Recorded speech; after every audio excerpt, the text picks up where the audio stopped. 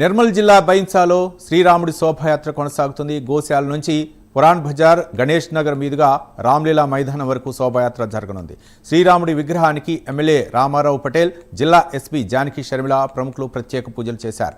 శోభాయాత్రతో బైన్సాలో భారీగా పోలీసులు మోహరించారు.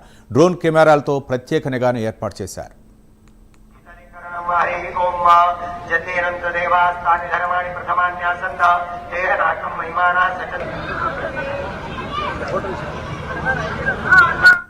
హిందువులందరికీ శ్రీరామనవమి శుభాకాంక్షలు తెలియజేసుకుంటూ ఏ విధంగా ప్రతి సంవత్సరం మాదిరిగానే ఈ సంవత్సరం కూడా మన బైన్సా పట్టణంలో శ్రీరాముని శోభాయాత్ర హిందూ వాహిని ఆధ్వర్యంలో మనం జరుపుకోవడం జరుగుతుంది.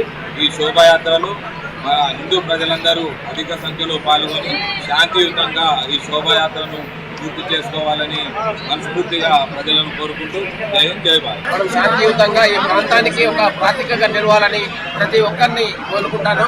ముఖ్యంగా ఇక్కడ హిందూ వాహిని శాఖకు మనస్ఫూర్తిగా అభినందన తెలియజేస్తున్నాను. ఎందుకంటే సంవత్సరాల తరబడి ఈ ఆర్గనైజేషన్ చేయడం చిన్న విషయం కాదు.